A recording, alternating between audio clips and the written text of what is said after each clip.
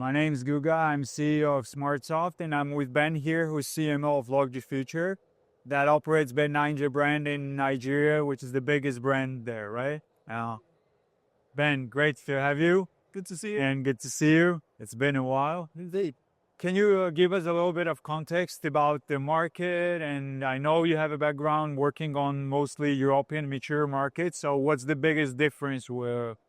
Yeah, I would say that Africa in general, and particularly in Nigeria, there's as many differences as there are similarities compared to mature, regulated European markets. Firstly, the consumer is very different. We find in Nigeria particularly that whilst it is a profitable market, we don't see so much of a middle class. There's a small emerging middle class, but ultimately the vast majority of your consumers will be low stake. And then there is an upper echelon of, less than 1% of your players will be what you would have traditionally called VIP.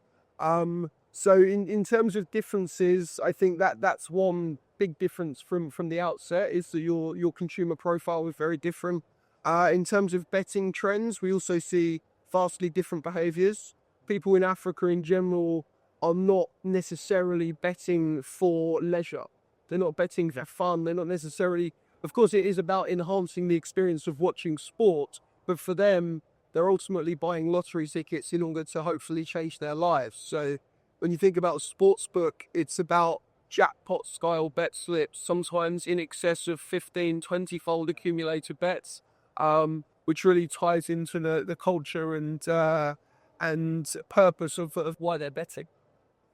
Yeah, I think the crash games also kind of fit in there because with a very small bet, you can suddenly win a huge amount. So that's, I think, one of the key maybe drivers why crash games are also successful in Africa. Yeah, I think crash games as a genre of casino has been a pioneer in Africa. It's really helped to bridge that gap between sportsbook into what is becoming quite a high growth market in terms of casino.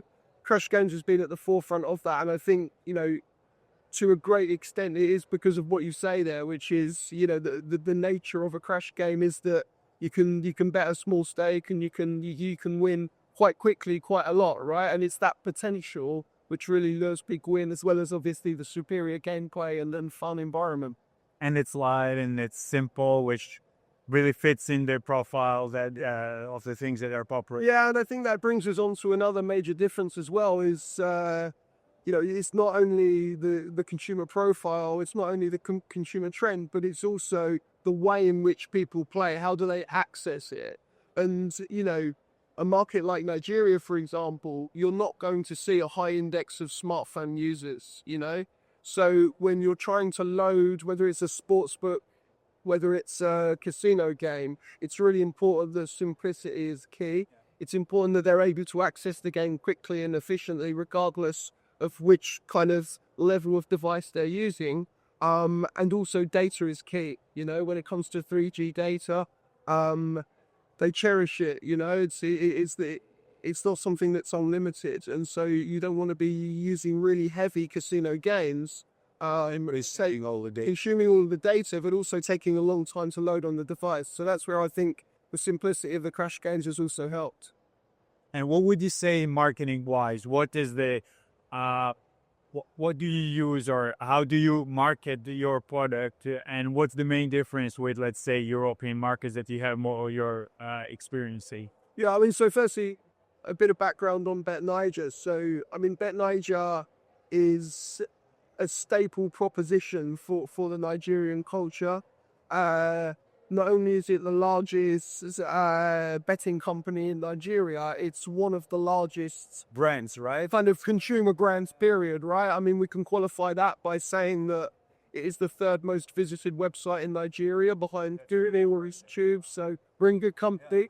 But we're also underpinned by a significant retail presence. So we have in excess of 20,000 outlets on the ground, pan-Nigeria, which obviously speaks to the fact that a lot of the betting activity is still in the retail environment, but also from a brand and marketing perspective, ultimately means that we have 20,000 billboards or advertising inventory across the country, right? Because everywhere you drive, People interacting with it on a logos. So that's why it's become so deeply entrenched within the culture, and ultimately, we're very fortunate to be able to power a household name within that sector. And what do you do? Like, I know your recent project. I've seen it, and it's really impressive. But can you tell more about? I mean, what was the reasoning behind it? What were you trying to achieve with it? How it stands out from the things that you've done in past? Yeah, so you're talking about the Great, boxing. yeah. Yeah, so boxing is having a real moment in Nigeria right now. It's always been traditionally, certainly in recent years, a very football heavy market. Culturally, in terms of the passion point, football has been the vast majority of activity that we see on the betting console. However, that's shifting slightly, and there is a diversification of interest, and boxing has really become a contender for the second sport within Nigeria, and this is mainly down to the fact that there are a number of world-class fighters right now with Nigerian heritage or purely Nigerian themselves. So the fans and the public are really warming to boxing as a sport because they've got heroes that they can relate to. So we noticed that. We noticed that boxing was generating more interest and certainly more search intent within Nigeria. And having noticed that, we then approached a fighter called Moses Atalma, who is due to become, if he backs up his potential, the world heavyweight champion. Now, Moses is a British guy with Nigerian heritage. Like Anthony Joshua, right? Just like Anthony Joshua, yeah, very similar backgrounds. But I think where Anthony Joshua's grand team early on in his career focused a lot on the UK and the US, Moses is very keen, or has been very keen, to embrace his African heritage from day one. He feels that it is a major component of his success. And he wants to be loved in Africa and in Nigeria particularly as much as he is anywhere else in the world. So what we were able to do is put together a brand communication platform and strategy for him in partnership with BetNiger, where we've sponsored him, we've supported him in his early fights, and then most recently we took him on a homecoming tour to Nigeria, which was an amazing experience for him, but also for the brand. It meant that the fans were able to relate to him because we were able to take him into the communities, into local boxing gyms to train some of the fighters. And it also coincided with us sponsoring the largest kind of pro boxing event in Africa for many years, which was Chaos in the Ring in Lagos, which was a great event in partnership with DAZN, who are really the fulcrum of broadcast when it comes to boxing in the world right now. So all the stars seem to align. And we were able to really activate Moses in a meaningful way within Nigeria. Next steps really are to continue to activate that partnership and hopefully get to the point where he wins the world title and we can take the belt back to Nigeria and parade it for the fans again. That's interesting, and the timing is very interesting actually, because I was listening to Dana White's interview and he was saying that he wants to revive the boxing because MMA has now basically overtaken in UFC the boxing. But if you remember the good old days of like Mike Tyson and that era, I think if there is this like new wave of boxing, you're actually kind of, the timing was perfect and you're actually going to ride the wave. There's no doubt that globally boxing is having a real renaissance, and that is partly thanks to the Saudi backing, but also to a lot of backing within the US, Europe as well. But more specifically for Nigeria, it's really becoming etched into the zeitgeist of the moment. And for us to be partnered with the biggest athlete within that sport right now, the biggest up-and-coming athlete, and somebody that we genuinely believe will get to the stage where he transcends his sport. I mean, you mentioned Mike Tyson there. There are heroes of yesteryear, Muhammad Ali, etc., who become greats not only inside the ring but outside the ring, and we feel that Moses Atalma has the potential to fulfill that for Nigeria, representing Africa, and obviously coinciding with the partnership with Bet Niger as well. That's really impressive. Also, I always had, and I will always wanted to ask, I have an impression that the brands, the perception of brands among the consumers of gaming operators, basically in Africa, is much different than in the other parts of the world. Not all, maybe all, but in Europe or in the markets that we're used to, because they're more. Uh, People kind of embrace these brands and love these brands. They're like really fan of these brands. Like as you said, it's the third biggest brand, almost and most visited website in Nigeria, which is different. I wanted to get your perspective on that because I've never that that was the impression I got in many African countries that the people perceive it differently rather than no. Yeah, I would say There's less stigma and like yeah, I would definitely say so. I think it's ingrained into the culture, but I think it also alludes to what I was saying earlier about the way that they bet. You know, it's small stake it's like a gateway. prize, and so Bet Niger is supported and loved within the community because of our ability to change people's lives. And you know, from a marketing perspective, some of our most popular campaigns are when we take big winners and we're able to interview them and we're able to celebrate their success. And so I think that's a major part of that. You mentioned the word stigma there, that maybe you might get in some more conservative markets. Exactly. Whereas I think it's a way of life in Nigeria, right? And in the same way as many years ago in the UK, people would have played the pools or would have bought a lottery ticket, you know. Bet Niger and what Bet Niger provides to the community in terms of the opportunity to win big for small stakes is very similar. So it becomes a way of life. It becomes a moment in their day or a moment in their week. It's something that they do habitually, just like anything else, you know. Interesting. Yeah, I've never thought about that detail. That then now it makes sense kind of for me. You mentioned that this sports is the biggest, of course, but casino is growing as well. And I remember you were when we met each other, you were telling me about how popular in Nigeria is your product of virtual sports, right? Yeah. Can you elaborate more on that? Yeah, absolutely. So outside of the traditional sports book, where we see a lot of activity on Premier League and La Liga, Champions League, etc. What we brought to market a few years ago was a couple of different products. One is called Zoom, one is called Simulate. And these are virtual products which allow the user to simulate the result of a real match, but now. So you don't need to wait. Don't wait, simulate. And ultimately what we found in terms of consumer trends was a lot of people were logging on or coming into the shop during the day, maybe they finished work, and they want to be able to bet and get an instant result there and then within the sports kind of realm. And so you have Zoom, which has multiple games and leagues running 24 hours a day. So regardless of what time of day it is or what day it is, if there's an international break or it's off season or there's no action at that moment, they can bet on the simulated Zoom results, and we get as much activity on these games as we do on the real thing as well, which is really interesting. And then the simulate side is the instantaneous, let's say it's Manchester United versus Chelsea tonight. Instead of waiting until 8 o'clock for the game, they'll do that as well. But in the meantime, they'll simulate the result. The simulation is fed by real data, the same data that we use to compile the odds.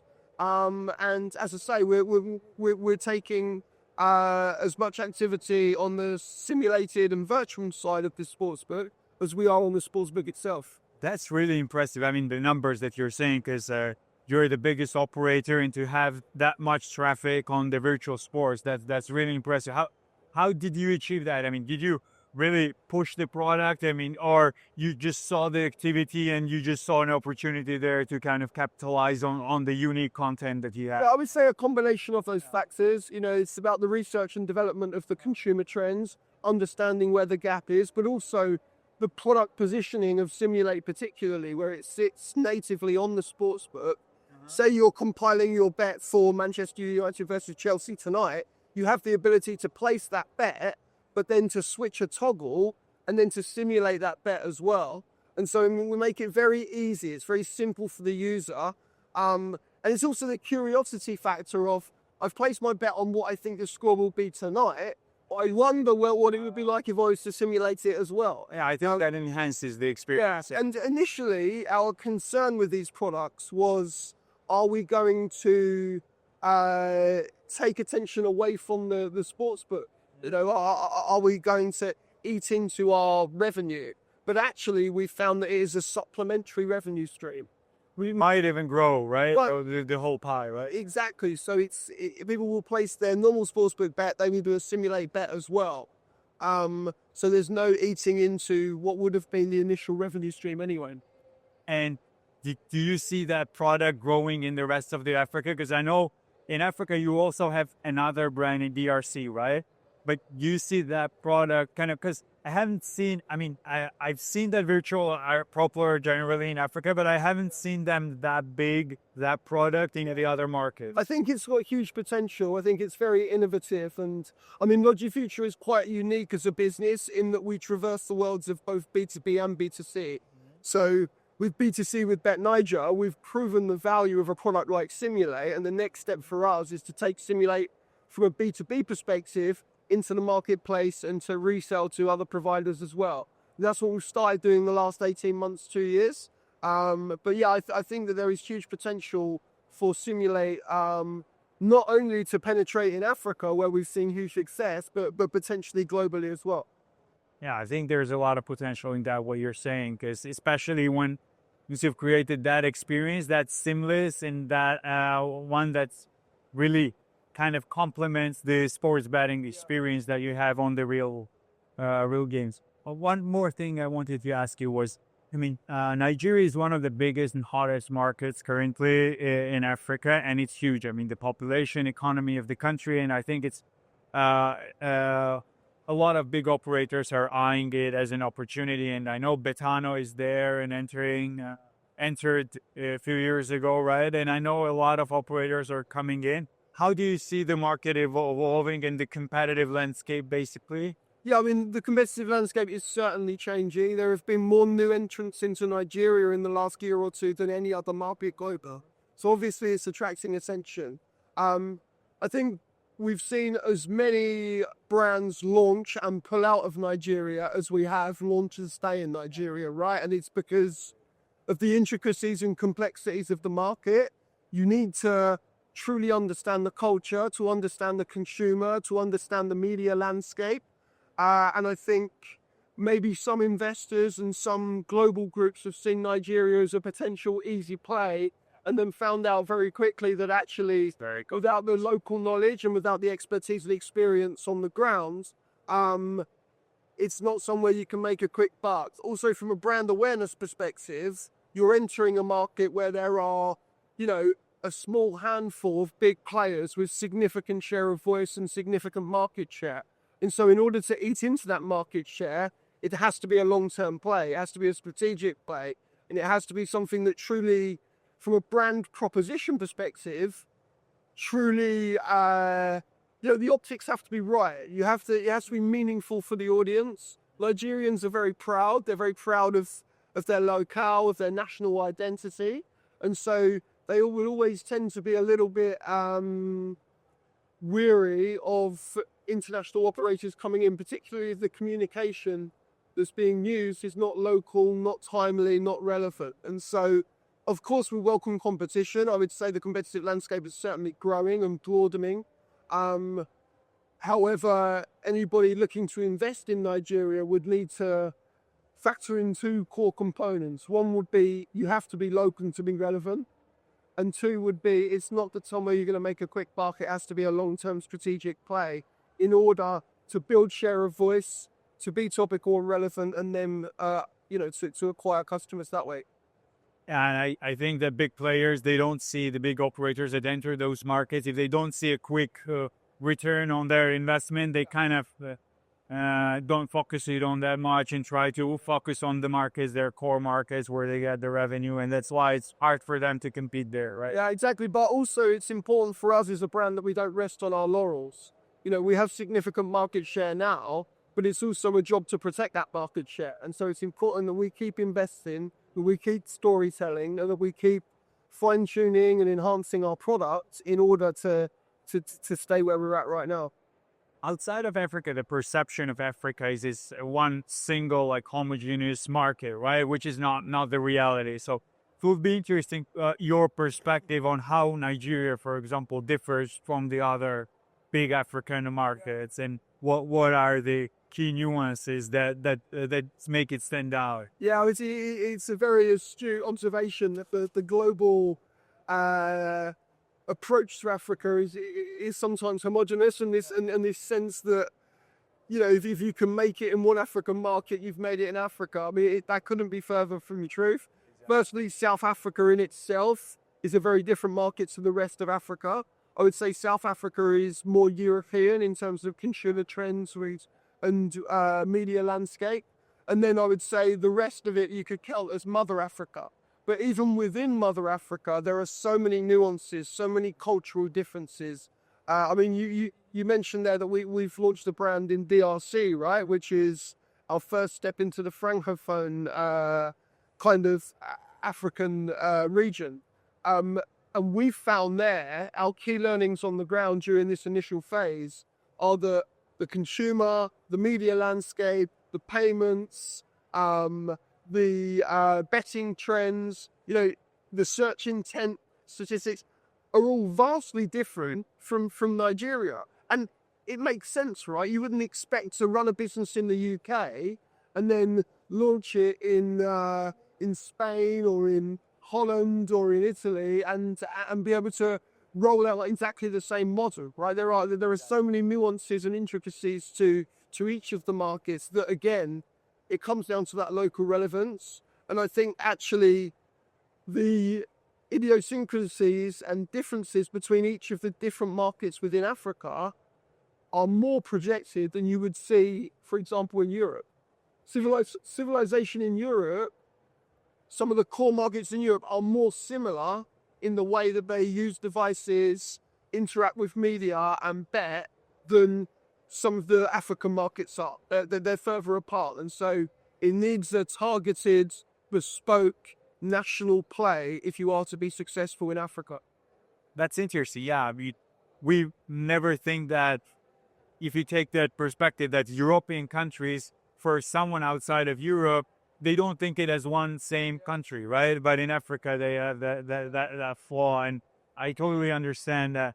Maybe, and can you elaborate on that? I mean, what's the differences, for example, between Nigeria and DRC, where you are now present, and what big differences have you noticed? Because I agree, and we also see that there are operators that are really successful in South Africa, but they're not successful outside of South Africa. Not that successful, I would say, and vice versa. There are very strong operators, like Pan-African operators, that they work in a lot of African countries and they're successful there, but they're not successful in Nigeria, for example, or in South Africa. Yeah, so I mean, talking about DRC specifically, some of the key differences would be payment methods are very different compared to Nigeria. So you're looking at a market dominated by mobile money, but also baked into that mobile money would be the fact that the service levels, the ability to transact are quite low. There's a lot of disruptions, which obviously creates its own challenges. It's not as frictionless as in Nigeria. No, exactly. And also not as reliable, right, in terms of bandwidth, in terms of infrastructure digitally. We've also found that the consumer is very different. I would say DRC in general is some years behind Nigeria in terms of its digital literacy, in terms of mobile saturation rates and internet connectivity rates. And there is still a sense that if something does not exist in the analog world, it is not to be trusted. Right? Okay. The same way as you may have found in European markets in the 80s or 90s, some markets in Africa are still there. And so we struggled initially with one of our brands in DRC because we had no presence on the ground. So you're trying to market digitally. We were even doing above the line campaigns, billboards, TV, radio, but there was a disconnect between the advertising material going out and the consumer's decision-making process because they hadn't seen on the street or around or in real life a proposition. So that was a key learning for us. And meanwhile, the market leaders, even on digital in DRC, also have the retail presence. Okay. And so it's understanding where a market is in terms of its journey digitally as well, and pitching the brands in order to optimize, those opportunities. And so I think the opportunity in DRC is significant still. We see huge interest in gambling, not only sports, but I'd say there's a higher index of casino intent in DRC than some other African markets. However, in order to do it properly, you need a land-based presence, you need retail presence, and you need to reach the community on the ground level. It's all about reaching the community on the grassroots level first and then building up. That's a very interesting perspective that you might not see if you're not there on the ground and if you don't have experience there. And you mentioned media, how media landscape is different in those countries. I mean, we discussed payments and how the consumers perceive the brands and their trusts. But what would you say about the media and content part as well? Yeah. So again, it differs and varies vastly by market. We're quite lucky in Nigeria in that it is a very youthful nation. In terms of the density of population, you've got in excess of 1 million people turning 18 every single year. And so the media landscape is starting to become more dominated by digital, by social, and by online channels. So what we've done is react to that. One of the challenges we have with a giant like that Niger is that ultimately we're a mainstream brand. So we have to try as much as possible to be all things to all people. So it's about having core brand messages underpinning the strategy, but then running capsule campaigns for different target demographics.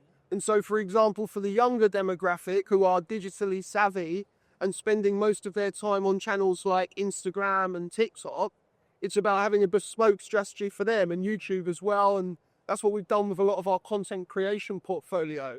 But for the older generation, who are still our core customers as well, we focus more on TV. We do sponsorships on broadcast. We do sponsorships of TV quiz shows. And it's also interesting when you look at our ambassador portfolio as well, because we don't choose to pin our brands to one particular person. We have a consortium of ambassadors, around 8 to 10 people, all of whom will relate to different target demographics accordingly. So the face of our most recent TV advert is a guy who was a TV presenter on Who Wants to Be a Millionaire, Okay. which was the most popular show in Nigeria for a time. He will relate very nicely to people between 30 and 50, right? Whereas the younger generation, we then have other ambassadors that are more along the influencer line, okay? Content creators on the platforms where they spend most of their time. So it's a mergence and a convergence of different strategies. And that's ultimately the nature of the beast when you're running a mainstream brand. Yeah, I think it's quite a challenge. I haven't seen that perspective as well, that when you're a mainstream brand, you have, and especially in a country of that size, you have to cover so many segments and demographics. Yeah, and if you do it with a one-size-fits-all approach, you're always going to alienate elements of your audience. So we need to be strategic, and it's about creating content and delivering campaigns which resonate with the particular target groups. And have you thought about entering into media space, or do you do anything besides, because as far as I know, there are companies that also have their media presence and their media brands, gaming operators, their core business is gaming, but to kind of strengthen their business or see the synergy, they've entered into the media space. Yeah, we've started stepping into that space to an extent. So we have Bet Niger TV, which has a lot of streaming rights, and we're creating a lot of formats and content for that provision now. The highest growth that we've seen in any of our channels has been on YouTube in the last 18 months. So we've had a dedicated approach to YouTube whereby we've created a new platform show called Home Turf, which is ultimately a discussion about football, but relating to the odds and the form and the statistics behind it. And we've had some amazing guests. What that show has done is taken our YouTube following from a few 100,000 to in excess of 2 million in the space of a year, right? So what we're now doing is building on that portfolio with Home Turf Extra, which is where we send the presenters out on the street and they're engaging with fans about predictions and running mini competitions, all under the kind of, for us, it's no longer about BetNiger sponsoring media properties. It's about BetNiger creating media properties. And so I think that's the next stage really in our evolution as we move in that direction. That's really impressive. And I mean, the scale of what you guys are doing and how much stuff is happening there, it's really impressive, and the size of the market. Thanks a lot. It was a really insightful and interesting interview. And thanks a lot for being with us. And it was a pleasure. Thanks for watching. Thank you, everyone.